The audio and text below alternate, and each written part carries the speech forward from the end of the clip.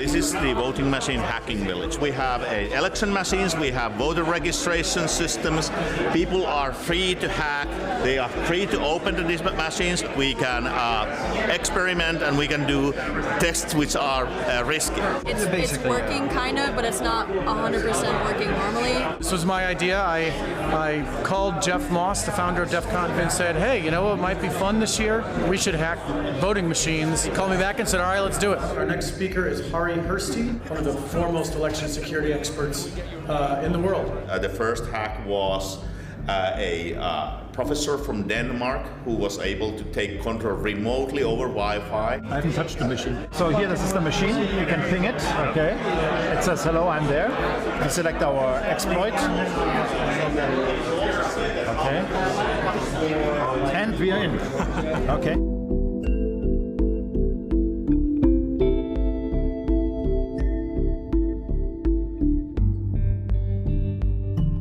So these guys with this electronic poll book have already gotten access to the database. We can add fake voters, subtract voters from the voter record, vote multiple times. They own the database.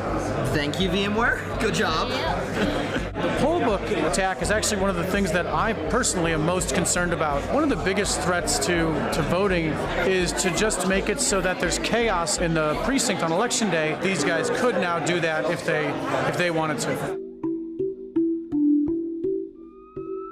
We were working on Diebold AccuVolt TSX. We identified most of the chips on the board, and then we dumped the data off of 2 of the memory cards. I think we would eventually be able to manipulate the votes. We would have to either modify the memory card data, which seems to be completely unencrypted, or if we can look at the firmware, we might be able to basically install a virus on there, which would also allow us to modify votes. Somebody with more experience could probably do this in about a week. This tray comes out. Oh, all right. So. And I'll hold it. Does that get this? Yeah, this comes up somehow. Does it? It feels like it could. That gives you an auxiliary port. So it's a PCM-CIA card? Yeah. Oh wow, they haven't used this in a long time. So if you know what to write to it, we could write with that and stick it in so it happens, but I don't know what to write This to is it. going to go right in here. Yeah, that's how they load the data.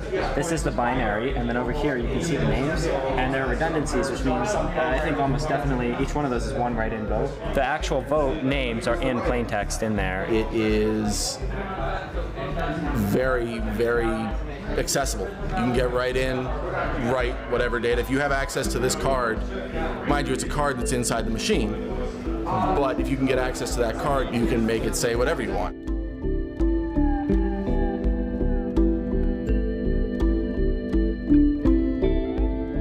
Most shocking of all, everything we discovered is basically still out there alive and vulnerable.